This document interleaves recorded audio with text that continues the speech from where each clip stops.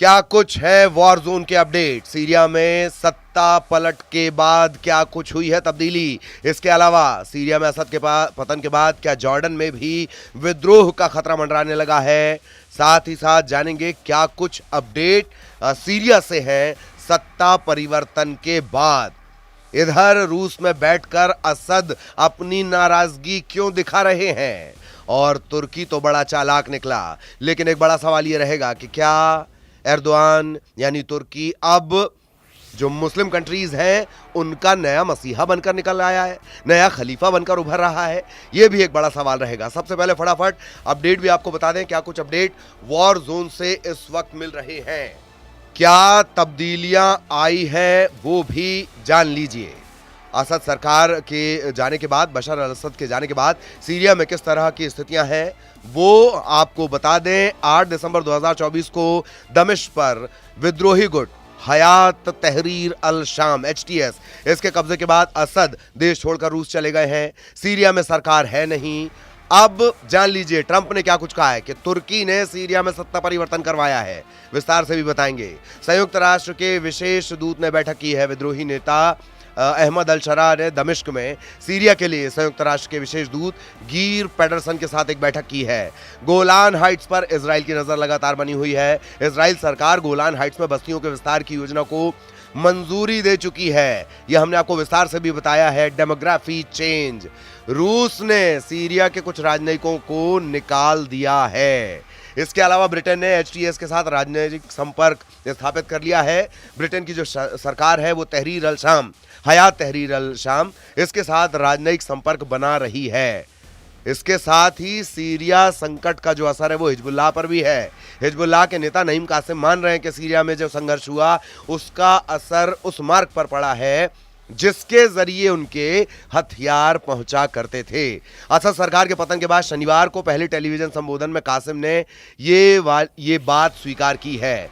इसके अलावा सीरिया के जो निष्कासित राष्ट्रपति हैं बशर अल असद, सोमवार को उन्होंने कहा कि सीरिया को छोड़कर वो जाना नहीं चाहते थे, देश छोड़ने की कोई योजना नहीं थी, वो लड़ना चाहते थे लेकिन रूस ने उन्हें वहां से निकाल लिया।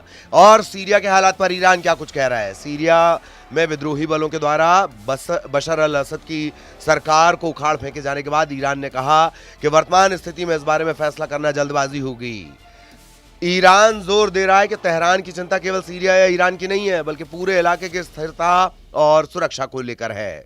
इधर संयुक्त राष्ट्र ने सैन्य अभियान रोकने की अपील की है। इजराइल के सैन्य अभियान बंद होने चाहिए। उन्होंने ये भी कहा कि मध्य पूर्व में सभी संघर्षों को तत्काल रोकने की जरूरत है। गिर पेडरसन ने एक प्रेस कॉन्फ्रेंस में ये बात कही है कि बहुत परेशान करने वाली बात है कि सीरियाई इलाके में इजरायली गतिविधियों और बमबारी को लगातार देख रहे हैं, रोकने की जरूरत है। और एक सवाल जो बना हुआ है कि हयात तहरीर अल शाम HTS के लीडर मोहम्मद अल बशीर सीरिया के अंतरिम सरकार के मुखिया होंगे, ये जानकारी मिल रही है। इससे पहले उन्होंने सीरिया के इदलिब राज्य में HTS की सरकार का नेतृत्व किया था।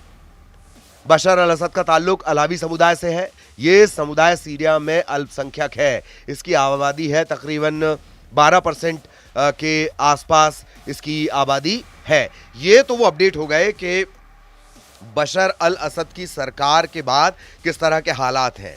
लेकिन जो सबसे बड़ी बात निकल कर आई है वो ये कि क्या तुर्की नया खलीफा, मुस्लिम देशों का नया मसीहा बन रहा है। ईरान, सऊदी अरब, संयुक्त अरब अमीरात, इनके लिए नाक का सवाल था सीरिया, प्रतिष्ठा का विषय था सीरिया। मैदान किसने? तुर्की ने मार लिया।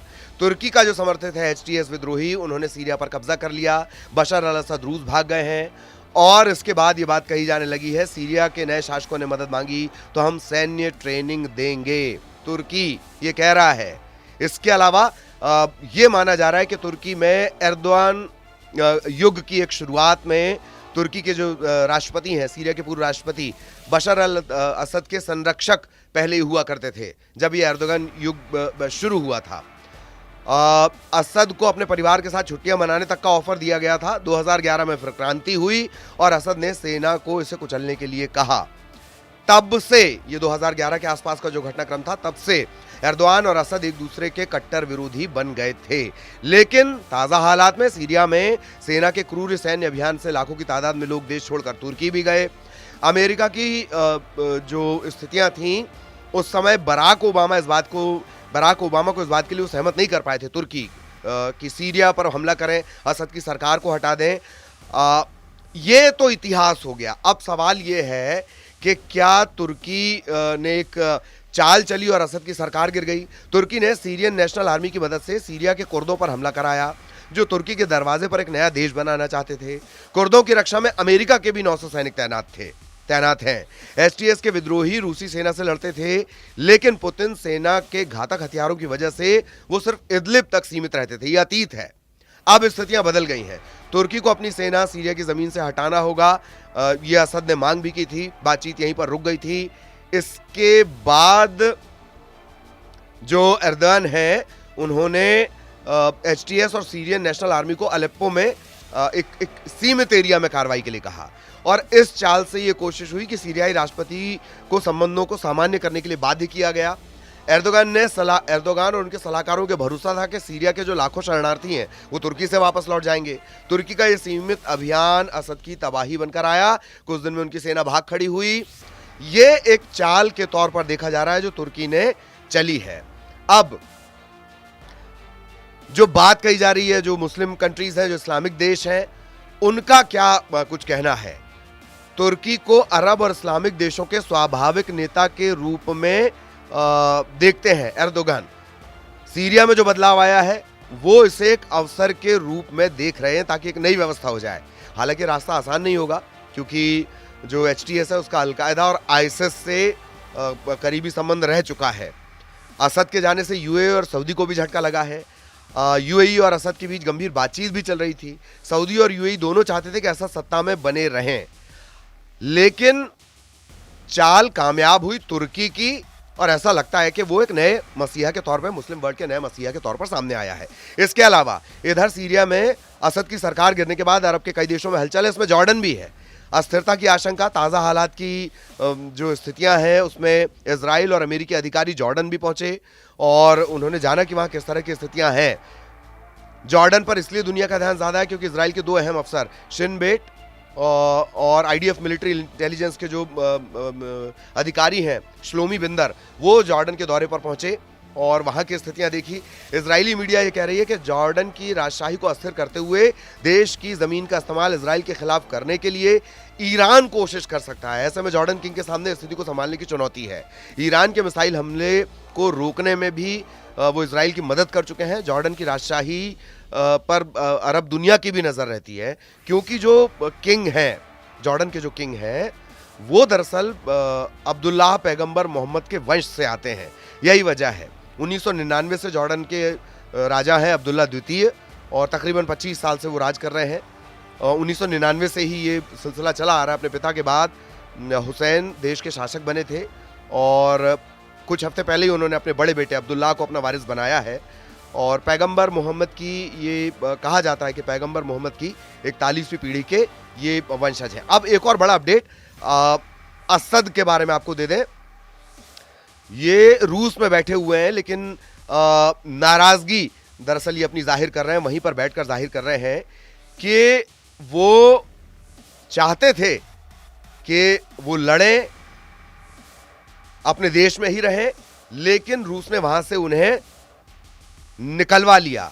और यही वजह है कि अब वो अपनी नाराजगी और जो विद्रोही गुट हैं उनके खिलाफ लगातार बाहर से, यानी रशिया से, वो अपनी भड़ास एक तरह से निकाल रहे हैं। दमिश्क पर विद्रोहियों के कब्जे के बाद रूस की मदद से वो देश छोड़कर भागे थे। अब वो कह रहे हैं कि नहीं, मैं भागना नहीं चाह रहा था। वो तो दरअसल लड़ाई रखना चाह रहे थे। बेस कैंप पर हमले के बाद उन्होंने देश छोड़ दिया था। अब वो ये कह रहे हैं कि नहीं, वो वहीं रहना चाहते थे, मुकाबला करना चाहते थे, लेकिन ऐसा नहीं हुआ। तो ये पूरे सीरिया और सीरिया से जुड़ा हुआ अपडेट हमने आपको बताया। एक बड़ा सवाल यही कि क्या तुर्की, जिन्हें एर्दोगन भी कुछ लोग कहते हैं, एर्दोआन भी कहते हैं, तुर्की के जो मुखिया हैं, क्या वो मुस्लिम देशों के नए मसीहा के तौर पर उभरना चाहते हैं? ये अरब कंट्रीज का या मुस्लिम वर्ल्ड कंट्रीज का, इस्लामिक कंट्रीज का नया टेंशन है, जो चाहते थे कि सीरिया में बशर अल असद की सरकार रहे, लेकिन तुर्की की चाल से सीरिया में हो गया तख्ता पलट। तो ये वो तमाम अपडेट्स हैं जो इस वक्त वॉर जोन से मिल रहे हैं।